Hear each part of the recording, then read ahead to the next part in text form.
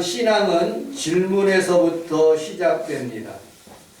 하나님이 살아계시는가? 정말로 하나님이 7일 동안 창조하셨는가? 예수님이 동정녀 마리아에게서 잉태되셨는가? 예수님이 정말 부활하셨는가? 오늘 디두모라는 여러분들과 저는 영적인 디두모 도마에 대해서 함께 알아보면서 도마와 나와 무슨 상관관계가 있는가? 오늘 21세기를 살아가는 성도들에게 우리 쌍둥이, 디두모라는 뜻은 쌍둥이라는 그런 뜻입니다. 2000년 전에 도마, 쌍둥이와 같은 여러분들과 저가 어떻게 하면 하나님의 말씀을 믿어지고 그리고 믿음으로 우리가 살아갈 수 있을까 함께 살펴보도록 하겠습니다. 원래 많은 신학자들은 도마복음이 있는데 이거는 정경으로 받아들이지 않고 외경으로 성경 내에 플러스 되지 않고 다른 복음으로 이렇게 치부하고 있습니다. 천주교에서는 그것을 받아들이긴 하지만 우리는 그것을 받아들이지 않습니다. 그래서 어떤 신학자들은 이 요한복음을 저술한 이유가 도마복음을 반대하기 위해서라고 하기도 하고 어떤 신학자들은 이 도마가 요한복음을 썼다고 합니다. 그러나 가설입니다. 우리는 요한이라는 그런 사도가 예수님의 제자 요한이 그렇게 썼다고 믿고 있습니다. 예수님께서 부활하시고 난 뒤에 두려워 떨고 있는 제자들에게 벽을 통해서 가운데 서가지고 그들에게 숨을 내쉬면서 너희에게 평강이 있을지어다 하고 그렇게 두려워하는 그런 제자들에게 자신의 손을 보이시고 옆구리를 들어서 옆구리에 창자국을 보이시고 발자국을 보이시고 부활의 주님이 그들에게 나타나셨어요. 근데 하필이면 그때 도마가 없었습니다. 도마가 없었던 그 사건을 없었을 때 그 예수님의 제자들 10명의 제자들이 이렇게 말했습니다. 예. 우리가 예수님을 보았다. 부활의 주님을. 정말로 예수님께서 부활하셨다. 하고 그렇게 말했는데 이 도마가 답변을 합니다. 나는 내 눈으로 그 손에 못자국 난 손에 찔러보거나 옆구리에 내가 쑤셔보거나 진짜로 보이는 예수님에 대해서 내가 보지 않고는 믿지 않겠다 하고 그렇게 말하는 장면들을 보게 됩니다. F.F. 브루스라는 유명한 신학자가 있습니다. 도마는 이 불신의 사람이 아니라 정확한 진리로 내가 눈으로 똑똑히 예수님을 보고 난 뒤에 확신을 가지고 예수님을 믿겠다 그렇게 하기 때문에 그런 말을 했다고 강조하고 있습니다. 고린도후서 13장 5절에 보면 너희는 믿음 안에 있는가? 너희 자신을 시험하고 너희 자신을 확증하라. 예수 그리스도께서 너희 안에 계신 줄을 너희가 스스로 알지 못하느냐? 그렇지 않으면 너희는 버림받은 자니라 라고 말씀하고 있습니다. 사도행전 17장 11절에는 베리아에 있는 사람들은 데살로니가에 있는 사람들보다 더 너그러워서 간절한 마음으로 말씀을 받고 오늘 설교를 들을 때 여러분 간절한 마음으로 설교를 들으시기를 주님의 이름으로 축복합니다. 아멘. 이것이 그러한가 하여 날마다 성경을 상고하고 날마다 묵상했다고 말씀하고 있습니다. 도마는 남의 말을 듣는 것을 믿지 않았습니다. 자신이 한번 확인하고 싶었던 것이죠. 그래서 주님을 만나고 난 뒤에 여러분들 성경에 바로 있는 그대로 요한복음 20장 28절에 도마가 대답하여 이르되 나의 주님이시요 나의 하나님이시다. 이 간증을 하게 되는 게 이게 엄청난 간증인 거예요. 여러분들 입에서 이런 간증이 넘쳐나기를 주님의 이름으로 축복합니다. 그리고 20장 30절 31절에 우리 같이 한번 읽어보도록 하겠습니다. 시작. 예수께서 제자들 앞에서 이 책에 기록되지 아니한 다른 것만이 아니라 오직 이것을 영원한 너희를 위해서 하나님의 아들 그리스도의 심을 믿게 하려 하며 또 너희로 믿고 그 이름을 요한복음을 쓴 목적이 뭐냐? 너희로 예수께서 하나님의 아들 된 그리스도이심을 믿게 하고 또 그를 힘입어 생명을 얻게 하려고 너희들에게 이 글을 썼다라고 말씀하고 있습니다. 여러분들, 철학은 삶의 궁금증을 자꾸 질문해서 이게 인간이 어떻게 되는 건가? 내가 왜 사는가? 내가 무엇 때문에 사는가? 자꾸 질문하는 거예요. 근데 신학은, 기독교는 그 질문이 삶의 증거로서 예수님이 계시네, 부활의 주님이 나에게 함께하고 계시네, 내가 손에 옆구리를 찔러보고 그분이 살아나셨네 하고 경험을 증거하는 그런 기독교인 것이죠. 두 번째로, 여러분, 의심 많은 그 도마가 있는 것처럼 성경에는 그렇게 의심 많은 사람들이 많습니다. 두 번째 있는 야고보라는 사람입니다. 야고보는 성경 야고보서를 저술하는 예수님의 동생인 거예요. 우리 마가복음 3장 20절을 같이 한번 읽어보도록 하겠습니다. 시작.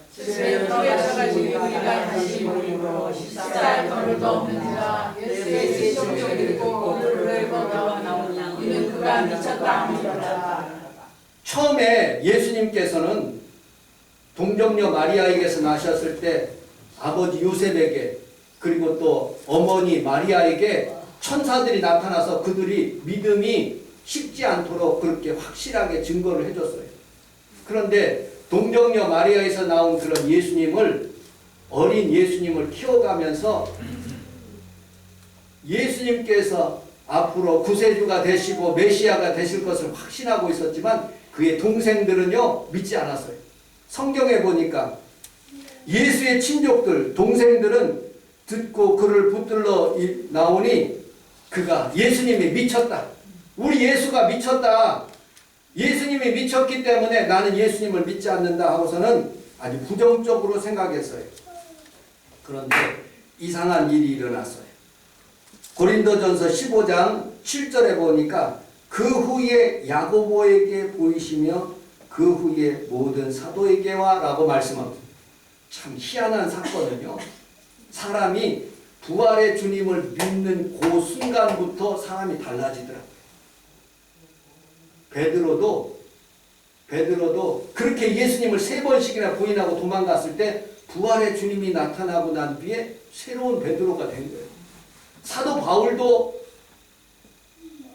하나님 앞에서 다메섹 선상에서 부활의 주님을 만나게 됐을 때 그가 완전히 다른 사람이 된 거예요. 이 야고보, 예수님의 동생도 오늘 성경에서 보니까 야고보에게 보이셨다고 했어요. 그러니까 완전히 부활의 주님을 만나고 난 뒤에 그는 변화가 돼서 예수님이 미쳤다 하는 그런 상황에 있지 않고 예수님이 진짜 살아나셨네 하고 예수님을 증거하는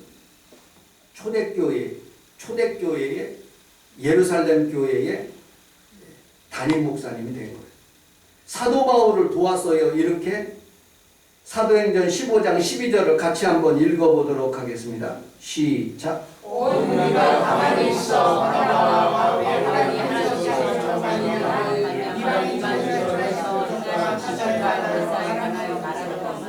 말을 마침에 야고보가 대답하여 이르되 형제들아 내 말을 들으라. 하나님이 처음으로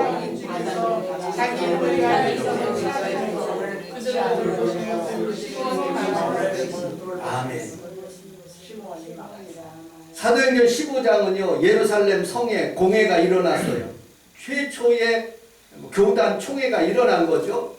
그때 많은 사람들이 보충 설명을 하는데 이 바나바와 바울이 복음을 증거해서 복음을 막 증거하고 있는데 이방인들이 예수 믿게 됐다는 거예요. 그래서 우리가 어떤 법을 만들 것인가 하고 회의를 하는데 담임 목사님이 되는 이 야고보 사도가 일어나서 예수님 동생이 이렇게 형제들아 내 말을 들으라. 이 바나바와 바울이 처음으로 이방인 중에서 자기 이름을 위하여 백성들을 취하려고 그들을 돌보신 것을 시몬에게 말하셨다라고 말씀하고 있습니다. 여러분들 갈라디아서 1장 19절에 보면 주의 형제 야고보에는 다른 사도들을 보지 못하였노라 라고 말씀합니다. 갈라디아서를 쓸 때는 초창기 사도 바울의 그런 내용에 누구든지 믿지 않았어요. 그런데 예루살렘 교회를 방문했는데요, 아무도 만나지 못하고 오직 야고보 사도만 그의 편이 되어서 야고보 사도가 그를 도와준 거예요. 그 복음이 아름답게 증거되는 거죠. 여러분들, 우리는 살아가면서 이처럼 의심 많은 자들이, 여러분들이 의심이 깨쳐지고 하나님을 완전히 믿는 부활주일이 되시기를 주님의 이름으로 축복합니다. 아멘. 두 번째, 세 번째, 도마의 믿음 고백을 통해서 부활의 주님이 나타나는 거예요. 우리 28절, 29절을 같이 한번 읽어보도록 하겠습니다. 시작. 도마가 대답하여 나의 주님이시오 나의 하나님이시니라. 예수께서 이르시되 너는 나를 공으로 믿느냐 오직 겉으로 믿는 자들은 그렇게 우리 함께 따라하겠습니다. 나의 주님이시오 나의 주님이시오 나의 하나님이십니다. 나의 하나님이시다. 여러분, 이런 고백이 넘쳐나기를 주님의 이름으로 축복합니다. 아멘. 이게 신앙 고백이거든요. 언제나 하나님은 이런 신앙 고백, 우리의 입술의 고백을 통해서 하나님께서 역사하시는 거예요. 시몬 베드로에게 세대의 사람들은 나를 누구라고 하느냐 물었어요. 어떤 사람은 엘리야, 어떤 사람은 선지자 중에 하나, 어떤 사람은 세례 요한이라 하더이다. 그때 시몬 베드로가 대답하여 이르되 주는 그리스도요 살아계신 하나님의 아들이시니이다. 예수께서 대답하여 이르시되 바요나 시몬아 내가 복이 있도다. 이를 내가 알게 한 이는 혈육이 아니요 하나님 하늘에 계신 내 아버지시니라. 또 내가 내게 이르노니 너는 베드로라. 내가 이 반석 위에 내 교회를 세우리니 음부의 권세가 이기지 못하리라. 내가 천국 열쇠를 내게 주리니 내가 땅에서 무엇이든지 매면 하늘에서도 매일 것이요 내가 땅에서 무엇이든지 풀면 하늘에서도 풀리리라. 하나님께서 두 가지 축복을, 이 신앙 고백을 통해서 축복을 주시는 거예요. 첫째는 내 반석 위에다가 교회를 세우십니다. 교회를 세우십니다. 두 번째, 내가 천국 열쇠를 내게 준다. 내가 땅에서 매면 하늘에서도 매고 땅에서 풀면 하늘에서도, 기도 응답을 주신다는 거예요. 여러분들의 신앙 고백을 통해서 하나님께서 교회에 축복하실 뿐만 아니라 여러분들 가정에 응답이 일어나기 시작한다는 거예요. 여러분들 신앙 고백을 잘 하시기를 주님의 이름으로 축복합니다. 아멘. 우리 함께 따라서 하겠습니다. 예수님은 나의 구원자십니다. 예수님은 나의 구원자이시다. 예수님은 나의 반석이십니다. 예수님은 나의 반석이십니다. 예수님은 하나님의 아들이십니다. 예수님은 하나님의 아들이십니다. 예수님은 가난을 해방시키신 분입니다. 예수님은 가난을 해방시키신 분입니다. 나의 질병을 치료하신 분입니다. 나의 질병을 치료하신 분입니다. 가난의 저주를 물리치신 분입니다. 하나님의 저주를 물리치신 분입니다. 그렇습니다. 여러분들의 운명까지도 다 바꾸시는 분이 하나님 예수 그리스도인 것을 고백하게 될 때 그 고백대로 되는 거예요. 아멘. 누가복음 4장 18절을 같이 한번 읽어보도록 하겠습니다. 시작.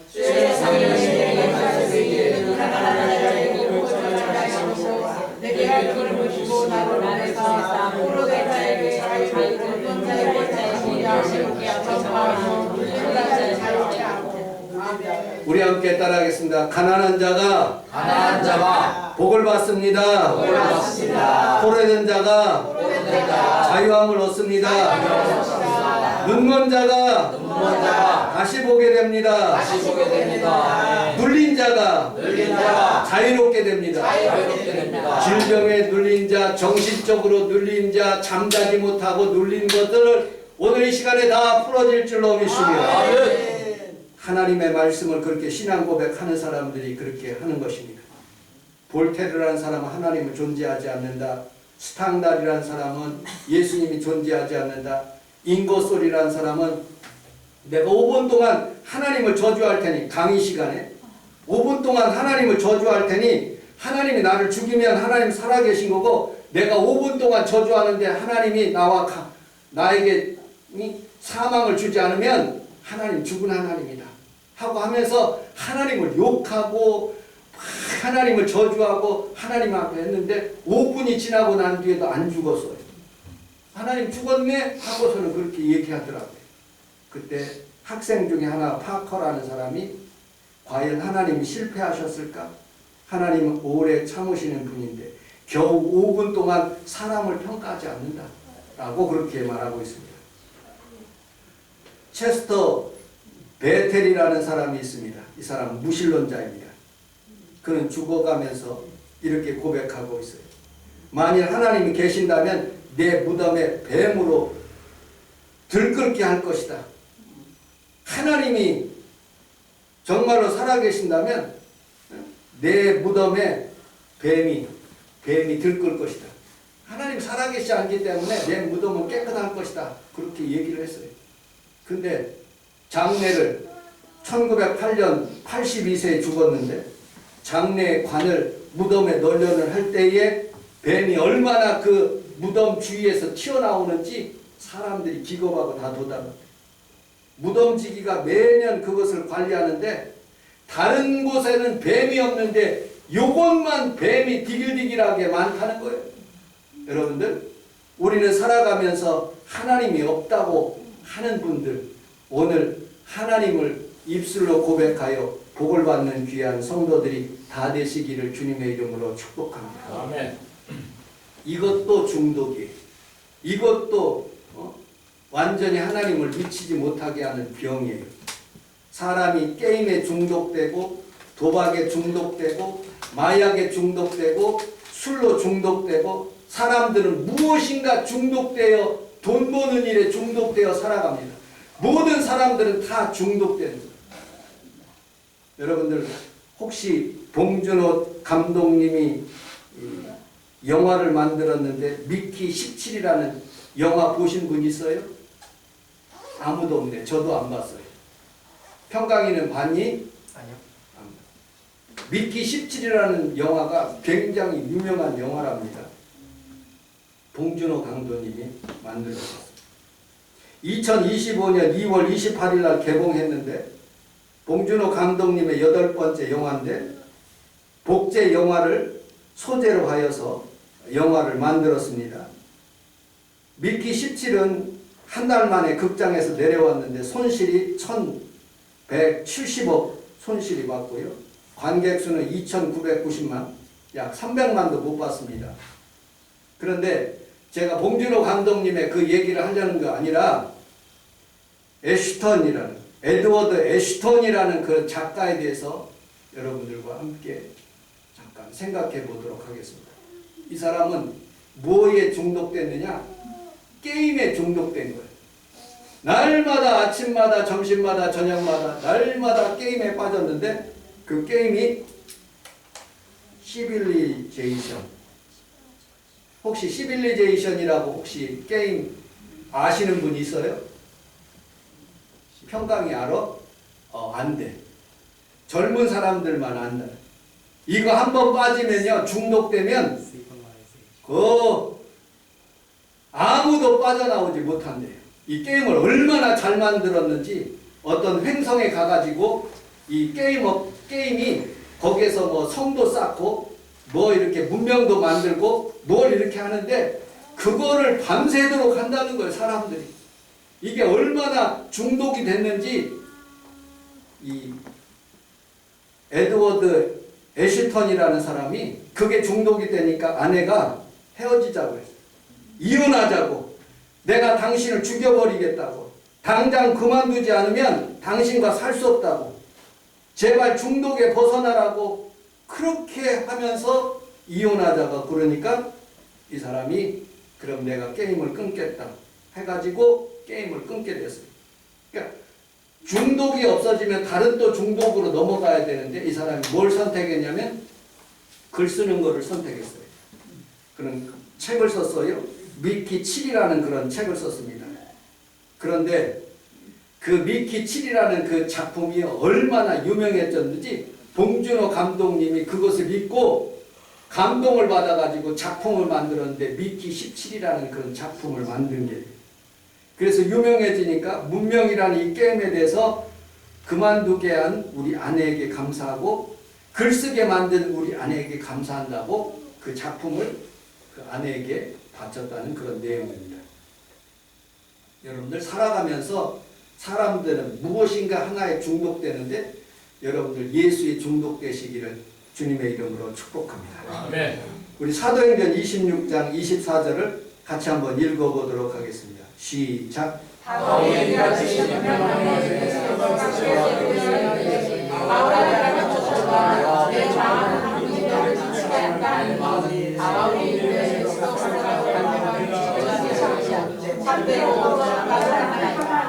아멘. 우리 함께 따라하겠습니다. 예수님에게 미칩시다. 예수님에게 미칩시다. 광인론이라는 거예요. 내가 미쳐야 돼.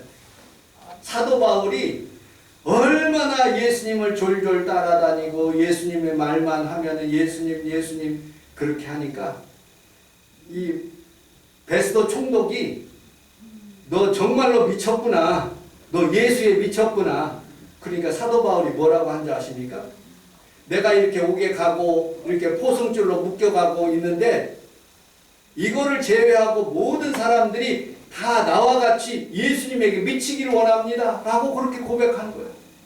여러분들, 우리는 예수님에 미쳤을 때 부활의 아침이 오고요. 예수님에게 미쳤을 때 좋은 일이 일어나는 거예요. 아멘. 예수님이 들어가는 곳마다 광야가요 오병이의 기적이 일어나는 거예요. 아멘. 예수님이 들어가는 곳마다 가시는 곳마다 질병이 치료받는 거예요. 예수님이 나사로의 집에 가니까 죽은 나사로가 살아나는 거예요. 예수님이 부활의 주님을 모시고 1884년 4월 5일날 아펜젤러와 언더우드가 왔는데 이 나라 이민족은요 다 우상에게 미쳐 있어요. 그런데 여러분들 예수님의 복음이 이렇게 들어올 때 우리나라가 예수님에게 미쳐서 하나님 앞에서 새벽마다 기도하고 하나님 앞에서 간절히 구해냈더니 이 나라 이민족이 이렇게 잘 살게 되는 거예요. 여러분들 한번 미쳐보세요. 무엇에? 세상의 중독에 미치지 않고 예수님에게 미치면 좋은 일이 일어나는 것이에요. 우리 하나님 앞에서 그런 믿음을 다 가지시기를 주님의 이름으로 축복합니다. 아멘. 파스칼은 우리가 믿는 하나님은 어떤 하나님이냐? 하나님은 과학자의 하나님이 아니요 철학자의 하나님도 아니다. 하나님은 아브라함의 하나님, 이삭의 하나님, 야곱의 하나님, 나의 하나님. 아멘. 여러분들의 하나님이 되시기를 주님의 이름으로 축복합니다. 아멘. 하나님은 어제나 오늘이나 영원토록 동일하신 분이에요. 아멘. 하나님은 연구 대상이 아니라 체험 대상이에요. 우리 하나님을 만나고 부활의 하나님을 만났을 때 여러분들 그 의심 많은 도마처럼 예수님을 만나게 됐을 때 인도에 가서 순교하는 놀라운 역사가 일어나는 거예요. 여러분들 예수님을 꼭 만나시기를 주님의 이름으로 축복합니다. 아멘. 마지막 네 번째로 우리 22절을 같이 한번 읽어보도록 하겠습니다. 22절 시작. 이 말씀을 가지고 그들을 하나 숨을 내쉬며 성령을 받으라. 좌우에 있는 분하고 그렇게 인사하겠습니다. 성령 받읍시다. 성령 받읍시다. 성령 받읍시다. 성령 받읍시다. 아멘. 세상의 중독을 끊기 위해서 의심의 중독을 물리치기 위해서 성령을 받아야 돼요. 숨을 내쉬며 창세기에서 우리 주님께서 하나님께서 아담에게 숨을 내쉬며 그에게 생기를 불어넣으셨어요. 예수님께서 다시 2000년 전에 이 땅에서 십자가를 지시고 부활하시고 난 뒤에 첫 하나님께서 숨을 내쉬면서 그들에게 성령을 받으라고 말씀. 하나님의 영을 받아야 돼요. 오늘 우리 모든 성도들이 다 하나님의 영을 받기를 주님의 이름으로 축복합니다. 아멘. 우리 마태복음 12장 31절로 32절 같이 한번 읽어보도록 하겠습니다. 시작. 사랑이라는 문제와 성령을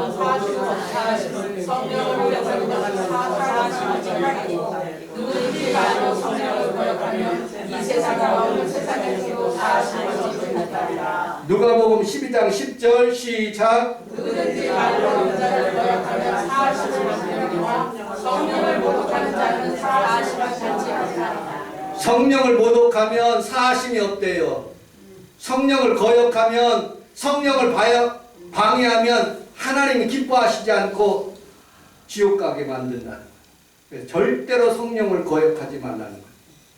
어느 교회 목사님과 장로님이 갈등하기 시작했습니다. 근데 이 장로님이 성찬 예식을 하는데 성찬 기구를 집어 던진 거예요. 교인들이 누구도 제지하지 않았습니다. 장로님의 소리를 지르면서 성찬기를 집어 던지는데, 그런데 한 학생이 성가대 가운을 입고 와서 장로님 뒤에 움켜잡으면서 장로님 왜 이러세요? 장로님 왜 그러세요? 그 아이만 제지를 한 것입니다. 이 두 사람의 운명이 어떻게 달라진지 아십니까? 장로님은 성전 계단을 내려가다가 목이 부러져서 죽고, 그 뒤에 말리는 청년은, 학생은 나중에 주의종이 됐는데 굉장히 유명한 주의종이 됐어요. 여러분들, 목사에게 순종하라, 잘해라, 그런 뜻이 아니에요. 성령을 모욕하지 말라는 그런 뜻입니다. 하나님은 살아계시고요, 하나님은 지금도 역사하십니다. 지금 예수 그리스도께서는 우리 교회에 부활하셔서 지금 우리의 예배를 받아주시고요, 예수님께서 피 흘려 사신 이 성원 순복음교회입니다. 여전히 우리 교회는 예수님의 피가 흐르고 있어요. 우리 교회는 성령님이 역사하고 계십니다. 여러분들의 기도를 여전히 응답하고 계신다니까요. 교회에 신성합니다. 교회를 경멸하지 마십시오. 무시하지 마십시오. 성령을 모독하지 마십시오. 사하심이 없습니다. 진짜로 하나님은 살아계신다니까요. 오늘 여러분들 그 하나님을 살아계심을 믿고 살아가는 귀한 성도들이 다 되시기를 주님의 이름으로 축복합니다. 기도하겠습니다.